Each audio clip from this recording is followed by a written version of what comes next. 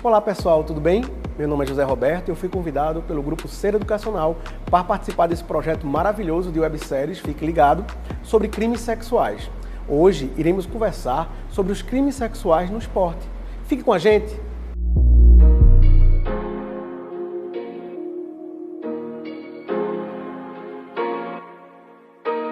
Bom pessoal, voltamos. Estou aqui, eu, José Roberto, com a doutora Laura e a doutora Viviane, para conversar um pouco sobre os crimes sexuais envolvendo a esfera do esporte.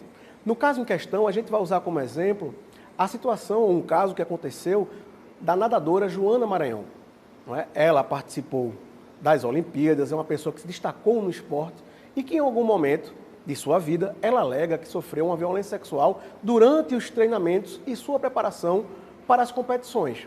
E eu já começo passando a palavra para nossas convidadas, perguntando como se caracteriza a violência sexual? Olá, José Roberto. Olá, doutora Viviane. Para mim é um prazer fazer parte desta websérie Fique Ligado. E dando início às nossas discussões sobre crimes sexuais, é possível que a gente visualize referidos crimes como incluídos no nosso Código Penal referente ao título da liberdade e dignidade sexual. São bens caros ao nosso Estado, são bens caros às mulheres, homens, crianças e adolescentes e que merecem essa discussão. Então, neste caso, a gente consegue visualizar que os crimes sexuais, eles não acontecem apenas quando a gente tem a identificação de uma conjunção carnal. A prática também de atos libidinosos por alguma pessoa que seja considerado um ofensor, um agressor, também pode influenciar na caracterização de referidos crimes. Doutora Viviane, como é que na psicologia a gente consegue entender essa violência sexual? Olá, a minha contribuição ela vai se dar mais no setor do trauma, como que a gente pode ressignificar, como é encarada a cura para a psicologia, porque é muito relativo, né? A gente vai trabalhar mais sobre ressignificação, sobre resiliência e também o que pode estar fazendo com a vida dessa pessoa, o que ela vai acarretar aí para sempre e o que pode ser mudado. Né? A gente vai trazer contribuição sobre isso. Perfeito. E como é que vocês conseguem perceber os traços de casos em questão, não é? Como é que a gente pode notar no dia a dia? Porque isso acontece tanto com adolescentes como pessoas adultas. Mas como no caso dos adolescentes há uma dificuldade em se expressar, como nós podemos perceber esses casos ou uma possibilidade ou um alerta, não é, para um caso de uma violência sexual ocorrendo? Doutora, como é que a senhora pode nos dar uma ajuda nisso aí? Infelizmente, é muito difícil ter uma percepção específica de um abusador. A gente vê isso no contexto familiar, casos incestuosos, e é muito difícil. Então, assim, a atenção ela deve ser sempre, sempre, né? O caso da Joana, quando tinha 8 anos, né, que teve esse abuso, né? Quanto tempo essa criança fica exposta sozinha? Essa mãe está presente, esse pai está presente, tem mais pessoas averiguando. Então, assim, o abusador é difícil de ser identificado.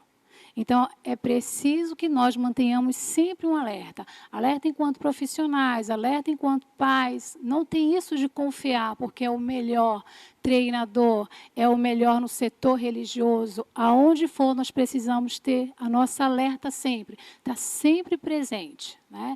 Então, o psicopata, por exemplo, ele não vai deixar rastro, né? Ele vai ser galanteador, ele vai ser uma pessoa muito carismática, mas uma hora ou outra ele vai cumprir a sua finalidade. Cabe a nós, enquanto pais, enquanto responsáveis, estar sempre no sentido de alerta. Fazer aquela parte que não pode ser dada a ninguém. Não é porque está com um bom treinador que eu vou abandonar meu filho ali. Eu tenho que ver como é que foi. Não é porque é o melhor médico também. Né? Então, está sempre ali. Nunca pode ser consultado sozinho, sempre tem que estar presente e vendo também como essa criança reage. É muito importante o diálogo. A criança, sim, vai apresentar comportamentos específicos. Vai haver mais choro, vai haver nota baixa, vai haver medo, vai haver uma mudança comportamental. Então, a criança vai dar sintomas que algo está acontecendo. O abusador não. Então, cabe a nós sempre o alerta. Doutora Laura, a legislação brasileira ela é um pouco opaca, no sentido de fato, coibir a violência sexual. Como você vê essa legislação hoje no Brasil? Então, José Roberto, realmente a nossa legislação é um pouco complicada com relação a isso. E desde 2009 a gente tem passado por algumas alterações legislativas no que concerne à tentativa de atualização dos crimes sexuais. Então, eu acho que uma das maiores dificuldades que a gente tem com relação aos referidos crimes é no que concerne a realização de uma prova, por exemplo. A prova, a gente consegue perceber que os crimes sexuais, normalmente, né, no entendimento popular, seriam crimes que deixariam vestígios. Mas seja em razão da natureza do delito, seja em razão da personalidade da criança ou do adolescente, seja em razão do decurso temporal também, são crimes que, muitas vezes, eles são investigados com um lapso temporal muito alongado. Então, uma das grandes dificuldades que a gente tem com relação à existência desses crimes sexuais é realmente a realização dessa prova, porque a palavra da vítima passa a ter uma força extraordinária. Claro, serve de vértice realmente para a confirmação das demais provas, mas essas provas, elas realmente vão se angariar à palavra dessa vítima, que passa a ter uma relevância muito grande. Claro, existindo outras vítimas, existindo uma prova testemunhal, que também fica um pouco difícil de ser confirmada, a gente tem grandes barreiras realmente na nossa legislação para a configuração desse delito, do que vem a ser a conjunção carnal, do que vem a ser a prática de atos libidinosos, que vem, então, a se confirmar com o conjunto probatório que seja necessário para uma eventual condenação. Uma das coisas que eu tenho muita preocupação é quando uma pessoa vítima de violência sexual, ela tenta ir aos poderes públicos, ir para as instituições, tentar denunciar, não é? E eu fico preocupado. Como é essa recepção de uma pessoa vítima de violência? Como deve ser essa acolhida, doutora? Como a psicologia pode ajudar nessa acolhida? É muito difícil para a vítima, porque uma vez que você já traz isso de realidade para você, é um passo para a cura. Até então você quer fugir daquilo, o cérebro também ele tem um escape. Quando é muito pequeno, a criança não sabe se tudo aquilo foi verdade, o que aconteceu realmente, porque é muito difícil, né? No caso, o treinador, no caso da Joana, era uma pessoa de confiança que estava sempre ali. E muitas vezes uma figura até de pai. Eu levo, eu cuido, eu busco, eu te ajudo a vencer, esse é o teu sonho. Então, é muito difícil para ela, porque ela tem que sentir a raiva pelo que aconteceu com ela, mas, ao mesmo tempo, essa pessoa é importante, uma figura positiva. No caso do pai, o pai é aquele que dá o presente, é aquele que leva comida para casa, é aquele que põe para dormir, e a criança ela não sabe o que ela está sentindo. Eu posso sentir raiva pelo meu pai, pelo treinador, pelo tio, e é difícil.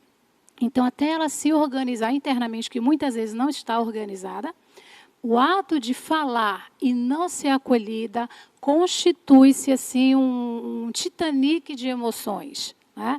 Infelizmente, ela não vai ser acolhida como deve. Seria muito bom que sempre tivesse ali um psicólogo da área para poder estar recebendo, porque nem a pessoa em si sabe o que está acontecendo com ela, dirá o outro que vai ouvir que não tem esse preparo. Mas o ato de falar, ele antecede a cura. É muito importante. Se não falar, fica uma criança que vai virar um adulto com seus traumas internos e vai repercutir em cada relacionamento. Doutora Laura, como é que a senhora vê, já que a senhora é advogada, com vasta experiência, o acolhimento pelas instituições do judiciário e da polícia? Como funciona esse acolhimento? A senhora acha deficiente? A senhora acha complexo? Como deve ser feito? Hoje, esse acolhimento, infelizmente, tem sido muito deficiente quando a gente fala, por exemplo, de equipamentos de segurança pública, Poder Judiciário, Ministério Público, Defensoria Pública também.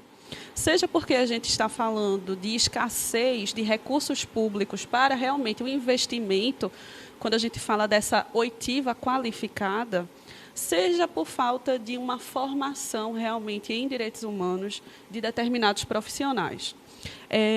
A gente passou por algumas alterações também legislativas nesse sentido, com a intenção de se evitar uma revitimização. O que é se evitar uma revitimização? É fazer com que essa criança, adolescente ou quaisquer vítima de crimes sexuais, elas não precisem ser ouvidas a todo instante para fazer com que essas lembranças não façam um mal psicológico a essa vítima. E a gente não consegue perceber isso no dia a dia do nosso Poder Judiciário como um todo. A gente tem uma vítima que vai ser ouvida pelo agente, posteriormente ela vai ser ouvida novamente pelo delegado, posteriormente ela é ouvida pelo defensor público, pelo juiz na audiência, e isso faz com que a gente consiga identificar uma revitimização institucionalizada do nosso próprio Estado, que deveria, na verdade, ser um dos agentes, né, a evitar esse tipo de situação. Quando a gente fala realmente da formação desses servidores públicos, no sentido de priorizar a vítima, não apenas como um objeto de prova, mas como um sujeito de direito inserido naquele contexto de violência, a gente passaria a ter, então, uma outra oitiva, uma oitiva realmente qualificada, que pudesse ter realmente o auxílio de psicólogos, psiquiatras, assistentes sociais, que pudessem realmente proteger essa vítima para não provocar um novo trauma nessa pessoa. Fique ligado. Voltamos com o nosso episódio sobre crimes sexuais, com a doutora Laura e a doutora Viviane. Fique comigo!